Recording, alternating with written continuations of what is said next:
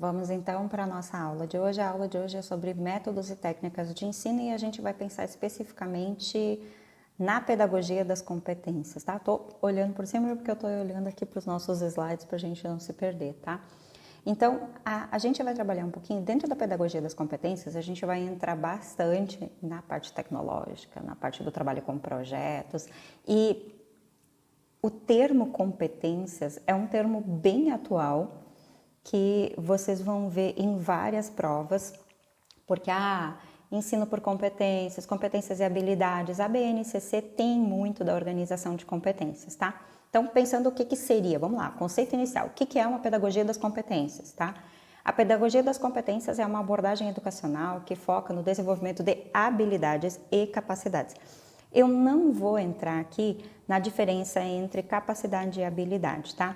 Mas, resumindo bem simples e bem rápido, quando eu tenho uma habilidade, eu faço algo muito bem, eu sou habilidosa com aquilo. A capacidade é assim, eu consigo fazer, eu sou capaz de fazer. Então, muitas vezes nossos alunos possuem capacidades, nós desenvolvemos capacidades e outras vezes nós queremos que eles sejam realmente habilidosos naquilo ali. Então, essa pequena distinção que a gente vai ter dentro da pedagogia, tá? Dentro desse conceito de métodos, técnicas de ensino e principalmente na pedagogia das competências, a transmissão de conhecimento é algo ruim. Então, sempre que vocês virem lá numa prova, numa mesma questão, transmissão de conhecimento e pedagogia das competências, com certeza está errada, marca falso, marca errada, porque as duas não ficam juntas, tá? Porque a pedagogia das competências vai totalmente contra essa ideia de memorizar, de transmitir conhecimento, tá? Vai muito mais para ideia do aluno, do estudante em si, aplicar aquilo que ele aprendeu. Então é um ensino muito mais prático, é um ensino que é muito mais voltado para dentro da aplicabilidade daquilo que se estuda. Então a gente vai ter aqui várias...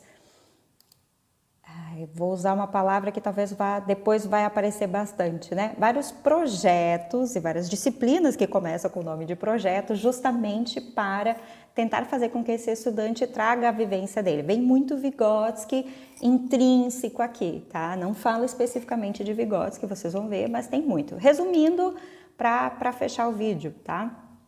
A pedagogia das competências busca forma, pedacinho por pedacinho, como se fosse um quebra-cabeça, tá? Ela forma indivíduos que são capazes de aprender ao longo da vida. Lembram que tem algumas leis aí que tem o aprendizado ao longo da vida? Então, a pedagogia das competências pensa numa formação ao longo da vida e ela tenta resolver problemas complexos e esses problemas complexos são estudados por quê? Porque eles fazem parte da sociedade. Então, a pedagogia das competências busca resolver problemas reais para que nós tenhamos uma sociedade mais justa e democrática, tá? É uma pedagogia bem atual aí que está super em alta e vai trazer bastante tickets. Vamos lá, vamos adiante.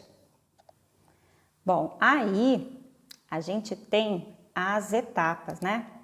Dentro da pedagogia das competências, a gente precisa pensar um pouquinho dentro das etapas que constituem ela. E aí, vamos lá, eu deixei esse quebra-cabeça aqui para que ficasse um pouco mais fácil de perceber, de conseguir realmente identificar todas as etapas do projeto, tá?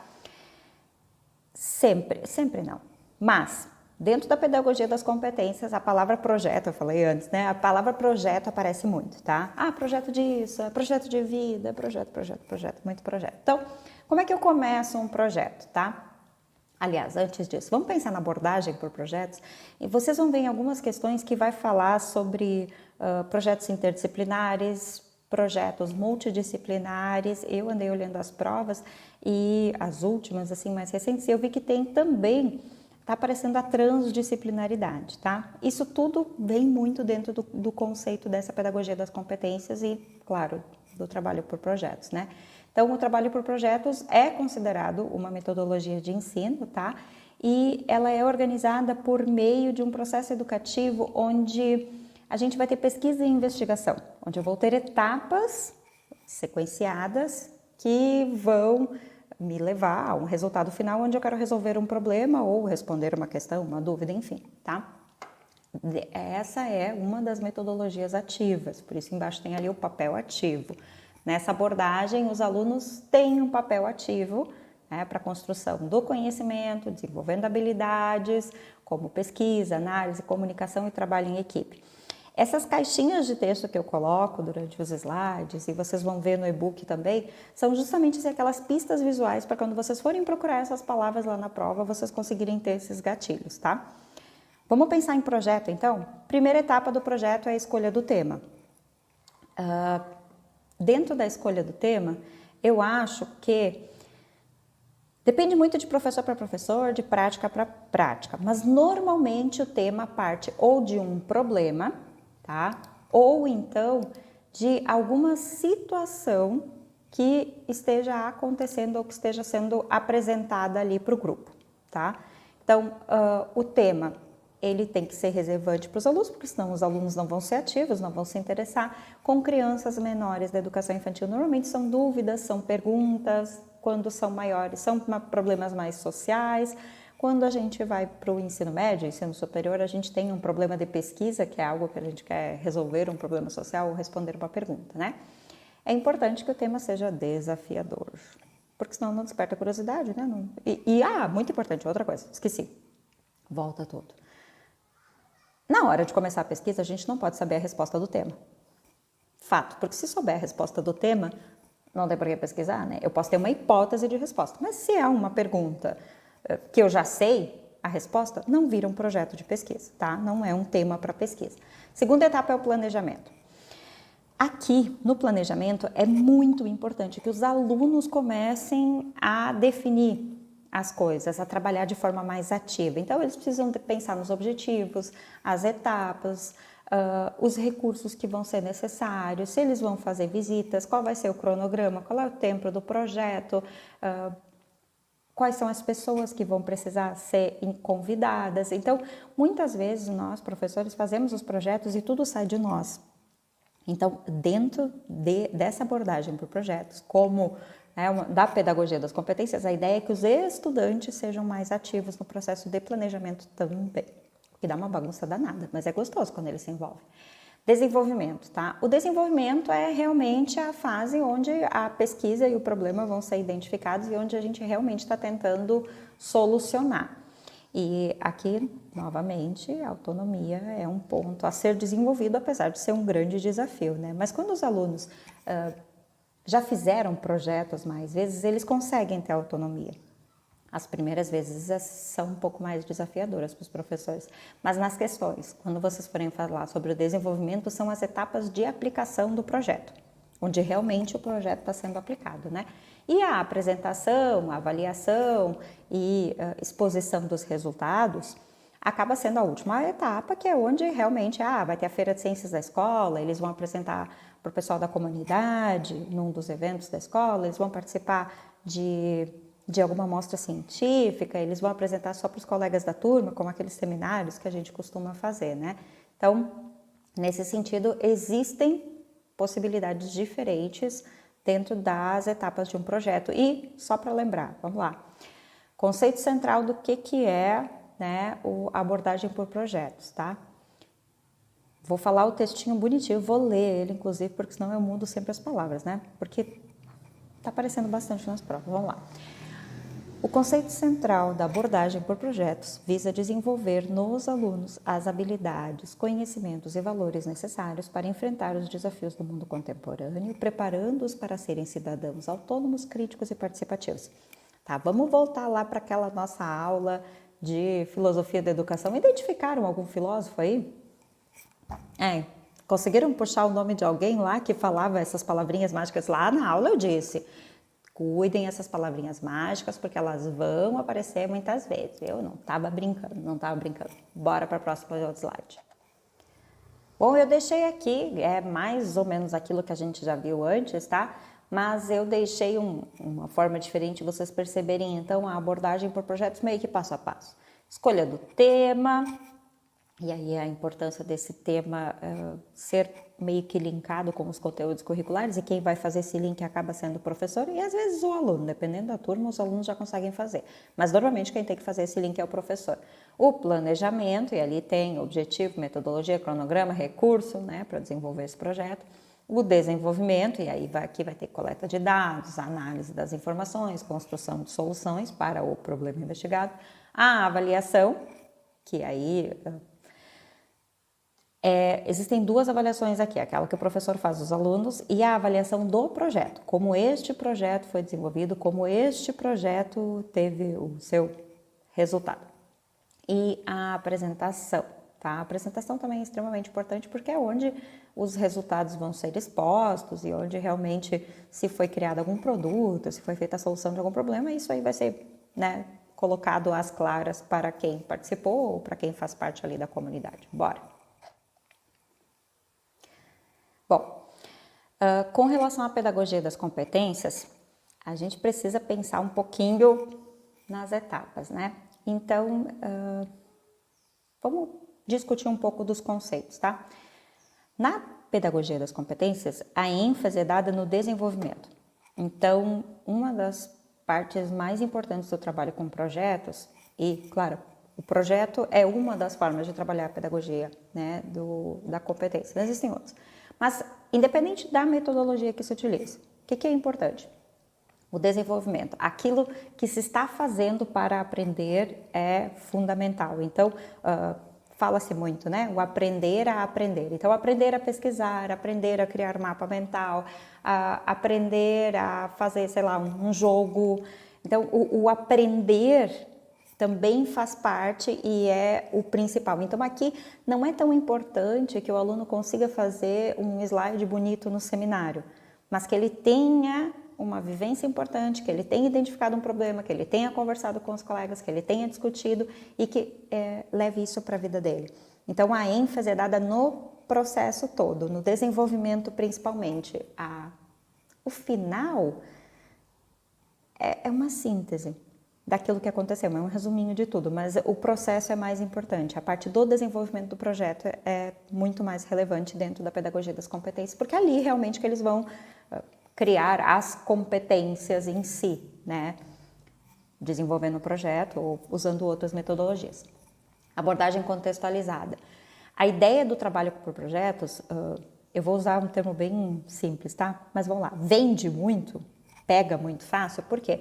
Porque eu vou usar um problema que os alunos trouxeram, eu vou usar um problema da comunidade para conseguir realmente com que eles se interessem. Um dos grandes problemas da educação, e não só de hoje, de muitos anos, é quando o professor diz assim, os alunos não têm interesse.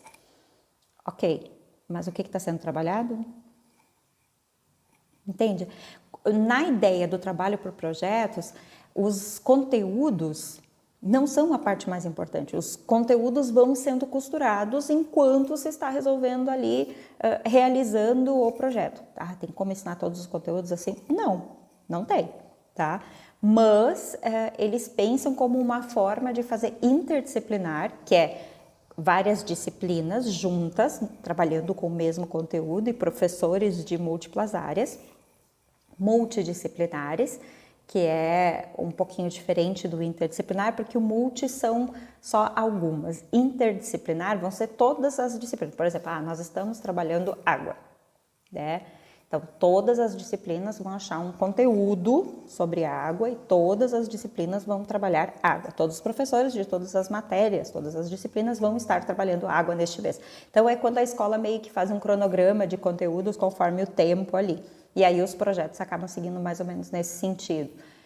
E normalmente, quando é interdisciplinar, os professores conseguem se reunir ou os professores fazem projetos juntos. Multidisciplinar é quando só alguns professores, multidisciplinas, algumas vão estar trabalhando junto num projeto. Por exemplo, daqui a pouco a professora de inglês começou lá um projeto em função, sei lá, vamos jogar Olimpíadas, tá? Ela começou um projeto sobre Olimpíadas e aí daqui a pouco puxou história, foi lá perguntar aos alunos, deram a sugestão, vamos perguntar ao professor de história, tá?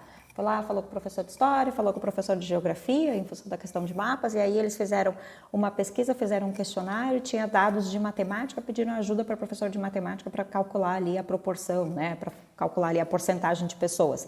Então, ela conseguiu fazer multidisciplinar. Foram todas? Não, não foram todas. Mas ela trouxe multidisciplinas e ela não fez uma lista de conteúdos. O projeto foi pescando professores, multidisciplinar. Transdisciplinar, na minha opinião, é o mais legal de todos, mas é o mais difícil de fazer.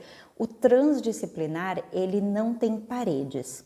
Guardem isso, tá? Ele transpassa. Frasezinha para guardar para quando cair no concurso, tá?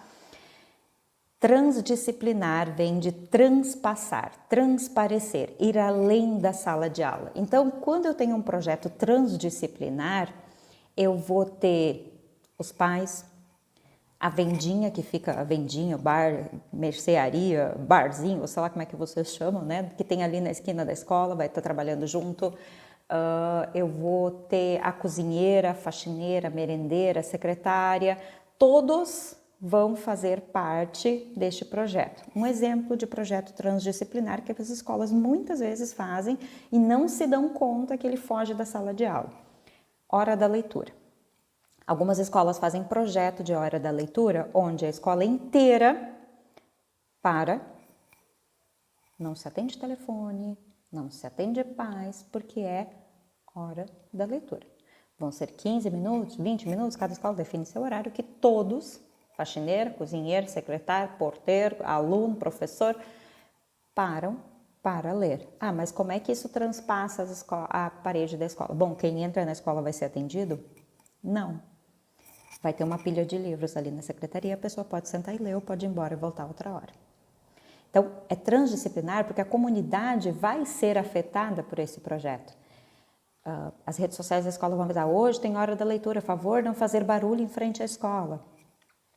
Sabe essas coisinhas onde a comunidade sabe o projeto que a escola está fazendo? Muitas escolas fazem projetos de aniversário, quando a escola tem muitos anos, né? A escola é mais antiga. Então, a comunidade se junta para procurar fotos antigas, convidam ex-alunos, entende? Então, é trans, ele fugiu da sala de aula. Eu fui muito longe já de novo, né? É que isso vai cair bastante, tá? Multitrans e inter cai bastante nas provas. E são conceitos que fazem parte da pedagogia, eu gosto deles. Aprendizagem ativa. Tá, vamos lá, eu gosto muito do significado das palavras. O que é ativo? É quando eu estou fazendo algo. Então, na aprendizagem ativa, o aluno faz as coisas. Então, não, o aluno não responde a prova para você, o aluno faz a prova. O aluno faz as questões, o aluno cria uma maquete, o aluno faz, vamos lá, uma miniatura, uma prótese, um jogo que ele vai aplicar com os colegas mais novos de outra turma. Então, na aprendizagem ativa, vou pegar um exemplo de projeto que volta e meia as escolas fazem e que o pessoal não se dá conta. Deu muita briga, deu muita confusão no recreio, então os alunos do Grêmio Estudantil e os alunos, sei lá, de uma ou duas turmas vão fazer um projeto sobre jogos e brincadeiras para o recreio. Os alunos vão criar jogos e brincadeiras e vão ir 2 dias do recreio para ensinar os alunos menores a brincar. Aprendizagem ativa. Pedagogia de competência. Percebe? Abordagem contextualizada é um problema deles. Vai ter todo o processo de construir esses jogos, brinquedos, criar as regras, separar o material, aplicar. Nossa, desenvolvimento potente. Percebe que não precisa ser uma coisa assim, tipo uma viagem para a Lua, para conseguir trabalhar com isso? Então, nesse sentido, é bem bom esse tipo de projeto, porque ele acaba tendo um viés legal para a comunidade. Vamos embora, próximo. Dentro da pedagogia das competências, a avaliação é um ponto extremamente importante, claro. Dependendo de qual for a metodologia, de qual for a TIC utilizada, muda a forma de avaliação. Mas, no sentido geral e amplo dentro da pedagogia das competências, caso isso caia para vocês terem assim, aquela noção, tá, beleza. Pedagogia das competências, falou em TICs, falou em tecnologia aliada à educação, falou em avaliação. O que eu preciso interligar? Primeiro, 3 palavras, 3 conceitos básicos, né? Avaliação formativa, processo contínuo e foco no desenvolvimento. Esses são três termos fundamentais para conseguir, tipo, vou usar aquela, né? Eliminar questões. Eu repito muito eliminar questões, né? Mas tá, eliminar questões é isso. Então, assim, avaliação formativa. O que é o formativa? A avaliação vai avaliar todo o processo. Ela é formada no decorrer da aprendizagem. Então, não é uma avaliação estanque, não é uma avaliação de um só momento. Ela é formativa, ela acontece durante todo o processo, tá? Então, lendo bem bonitinho o que está ali no slide, né? A avaliação acompanha o desenvolvimento das competências dos alunos, fornecendo feedback para o aprimoramento da aprendizagem. Então, ela ajuda na formação. A avaliação acontece durante todo o processo. Por quê? Porque toda vez que o professor dá um feedback, ele está avaliando e está dando o resultado da avaliação, né? Então, processo contínuo. A avaliação acontece o tempo todo, não só na hora da prova, não só na hora da apresentação, não só no dia do seminário. Ah, no dia do seminário é a avaliação. Não. Como ela é formativa, tem o feedback ali acontecendo sempre, durante todo o processo, a avaliação vai acontecendo. E o foco é no desenvolvimento. O foco aqui, dentro da pedagogia das competências, não é na nota final. O foco é no processo do desenvolvimento. Ah, o que eu aprendi? Quando eu comecei a trabalhar, não conseguia participar do brainstorm, agora já consegue ter ideias, já consegue articular frases, já conseguiu trazer dúvidas e perguntas para a aula. Então, foco no desenvolvimento, tá? Deixa eu pensar se eu esqueci alguma coisa. Eu fico me preocupando, né? Ah, importante, exemplos, tá? É interessante. Com relação às avaliações, muitas vezes os instrumentos vão ser diferentes, tá? Porque aqui, como a gente não usa provas, tá?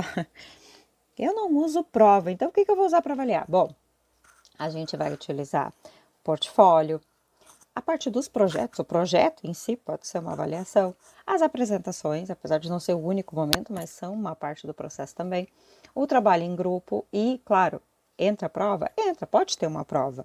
Não quer dizer que não possa ter provas, tá? Mas elas não são a única forma de avaliar. E tem muitos momentos em que o aluno pega situações do contexto para tentar resolver. Então, a apresentação de problemas é bem forte, assim. Dentro do monitoramento do progresso, muitos professores vão utilizar, dentro da pedagogia das competências, o portfólio como uma forma de registro concreta ali, que tu vai poder ir vendo os trabalhos do aluno, por isso é um portfólio, né?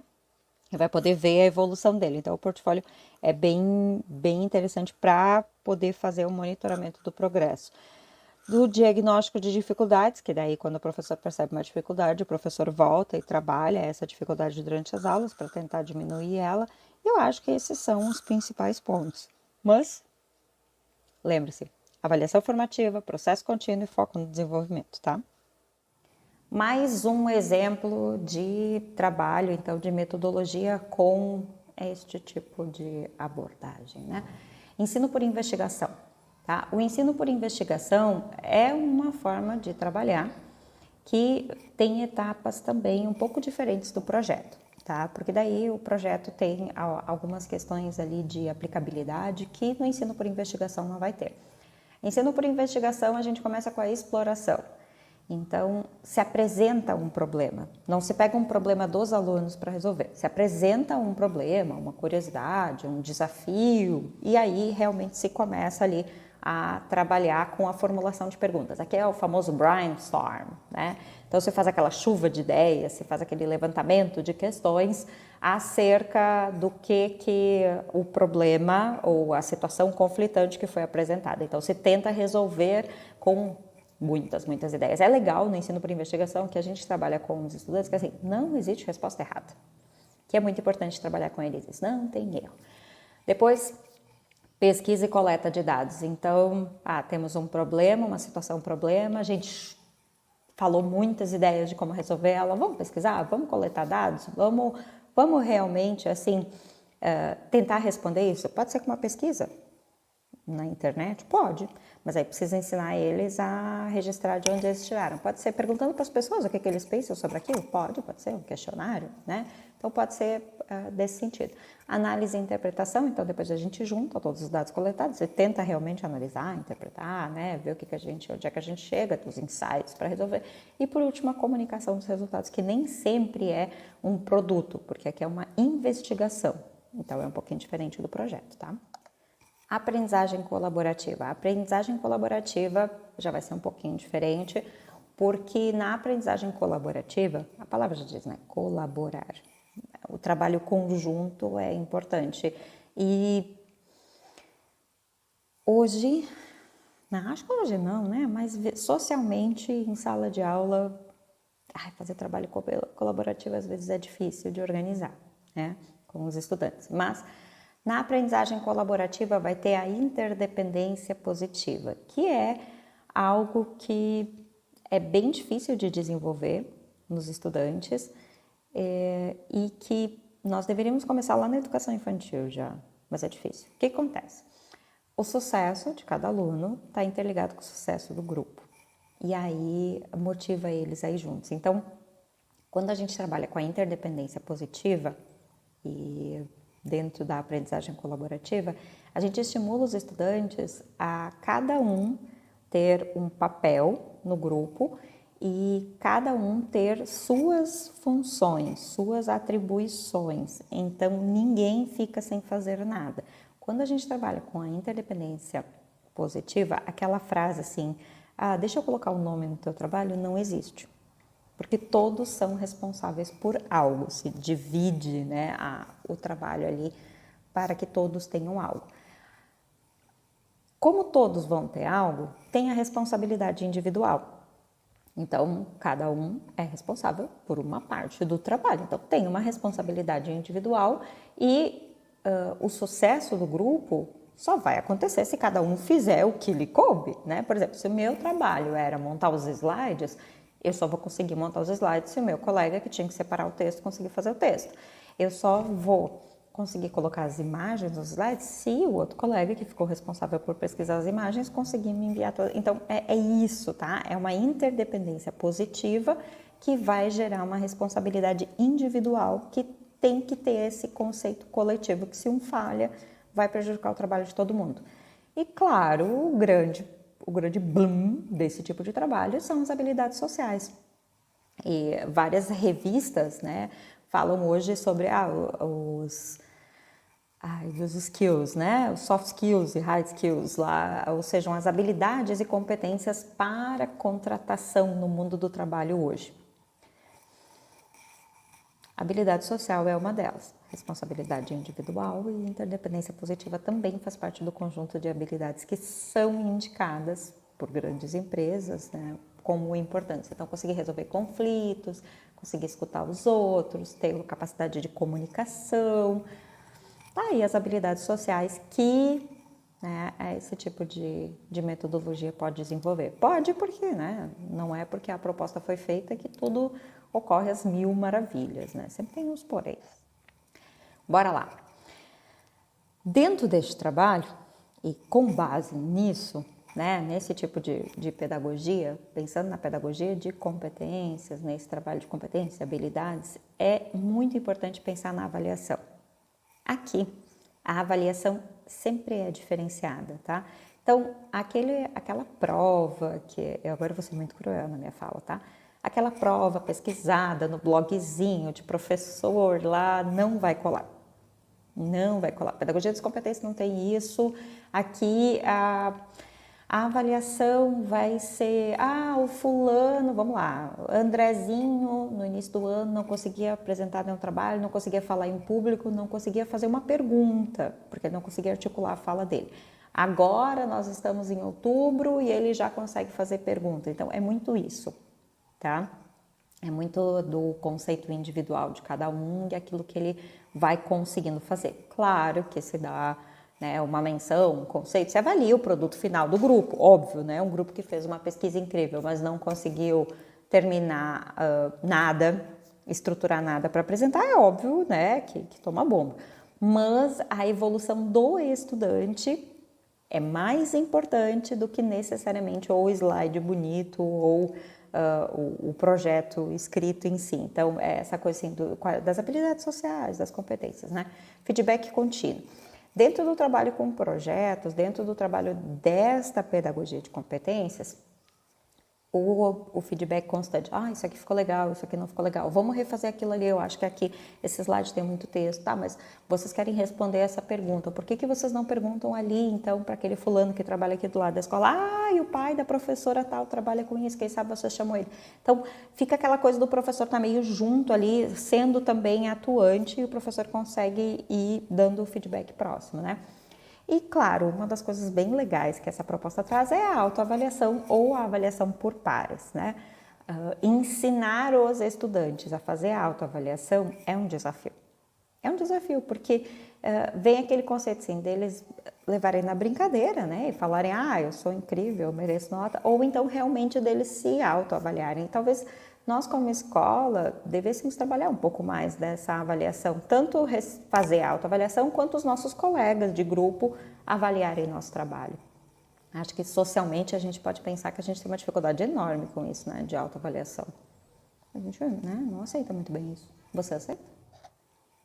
Tá. Vamos pensar outras metodologias ativas que também fazem parte da pedagogia de competências. Então, aprendizagem baseada em problemas, né? A PBL e tal. A PBL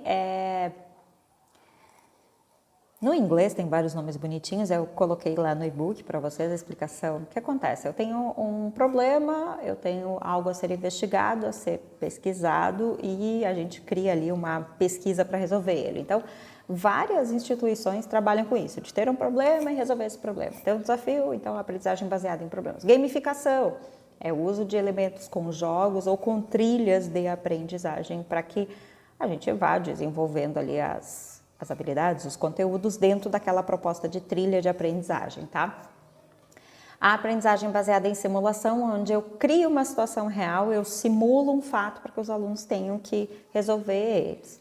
E a aprendizagem baseada em cenários é muito parecida com a aprendizagem baseada em simulação, porém na simulação acontece de verdade, eu faço acontecer ali. É legal quando a gente quer ensinar coisas práticas, né? Coisas bem específicas assim.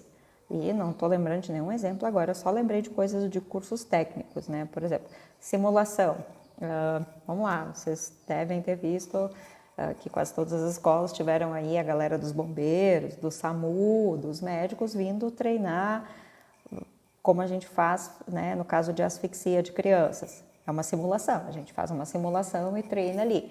Incêndio, você faz simulação nas escolas. Agora, de conteúdo acadêmico, eu estou tentando pensar numa simulação, não estou conseguindo, tá? Aprendizagem baseada em cenários, que é um cenário hipotético. Essa aqui é um pouco mais difícil, porque a gente usa muito. A gente usa o tempo todo ela. Mas para os estudantes, ela é difícil porque ela é hipotética. Eu crio um cenário, eu crio uma situação e peço para que eles resolvam de forma abstrata. Não acho ela uma aprendizagem muito ativa, assim. Tipo, é quando a gente põe uma historinha matemática, tá? Fica meio que parecendo historinha matemática. Joãozinho tinha 5 laranjas. É uma situação hipotética. Então, eu gosto bastante da gamificação, gosto muito da aprendizagem baseada em problemas. Apesar de que nem todo conteúdo vai dar para trabalhar com elas, mas eu acho legal esse passear dentro das metodologias, sabe? Com relação à escolha da metodologia adequada, né? Para escolher qual... beleza, eu vi um montão de metodologias, eu vi vários truques, tá? Você falando um montão de coisa. Qual é a mais adequada? Qual é a melhor? Não existe a melhor de todas, depende de vários fatores. E eu trouxe aqui, né, 4 fatores fundamentais para a gente poder escolher a nossa metodologia favoritinha, né? Eu já vou comentar adiante nas aulas ali as minhas favoritinhas, né? Mas vamos lá. Natureza dos conteúdos. Por exemplo, tá? Vamos lá. Eu preciso trabalhar um conteúdo que, cara, não tem nenhum tipo de situação problema. É totalmente teórico. Adianta eu fazer PBL? Situação problema? Não tem. Porque a criança não vai ter nenhum problema para resolver. Então, é muito disso. Então, Muitas vezes, quando que eu faço um projeto? Bom, quando tu tem alguma dúvida, alguma pergunta, quando tem algo que tu possa puxar ali. Não vai ter conteúdos em que realmente não tem como utilizar determinadas estratégias, determinadas metodologias, né? E na pedagogia das competências tem sim aulas aulas expositivas, né? Aulas de exposição de conteúdo. Óbvio que tem, mas não é só isso. E a aula expositiva não é a maior parte do tempo. Ela faz parte do desenvolvimento das atividades. Ela é aquele momento que a gente tá, beleza, peraí, vocês estão travando isso aqui? Vem cá, eu vou explicar para vocês. Sabe aquela coisa assim, quando o aluno quer? O aluno tá com dúvida?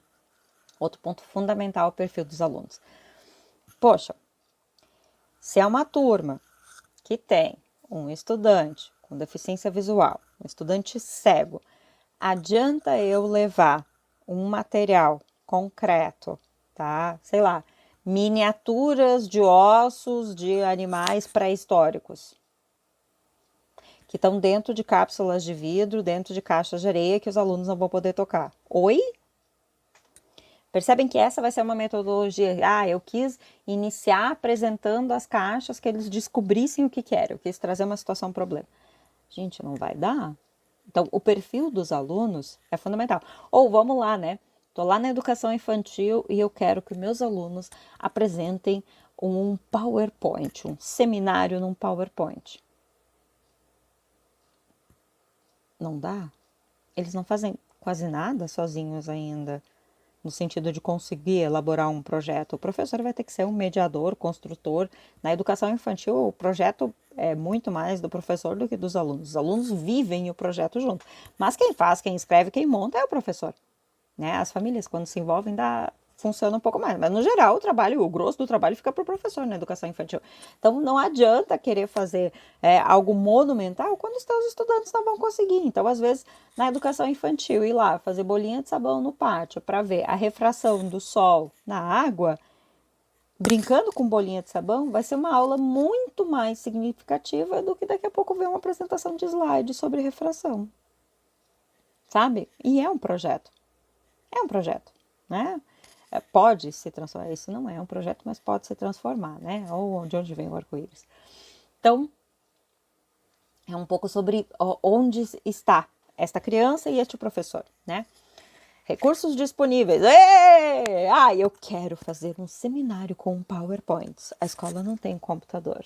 A escola não tem internet. Eu vou dizer para os meus alunos, eu quero que vocês usem o Prezi. Vocês vão criar slides que fazem lá com aquela profundidade linda dentro do Prezi. Não tem computador. Não tem internet. Adianta sonhar com uma... o Asimov. Olá, Asimov. Bem-vindo. Adianta sonhar com uma metodologia ultra, super moderna. Se tu tá num local que não tem como, então um pouco da metodologia adequada também é isso, né? É ver os recursos disponíveis. Às vezes, poxa, o professor quer fazer lá um projeto de pesquisa com coleta de dados, mais simples de todos, né? Coleta de dados na internet. Não tem internet. Não tem equipamento. Às vezes, dependendo da escola, não tem biblioteca. Tem turmas onde o livro didático não é o suficiente, porque foi utilizado o censo do ano anterior e mudou a quantidade de alunos, nem todos têm o livro didático.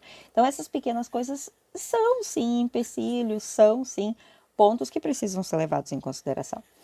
E, claro, o objetivo de aprendizagem, né? Porque a metodologia que a gente vai escolher, a metodologia ativa, a metodologia mais adequada, tem que ter a ver com aquilo que é o meu objetivo de aprendizagem. Qual é o meu objetivo com a aula de hoje?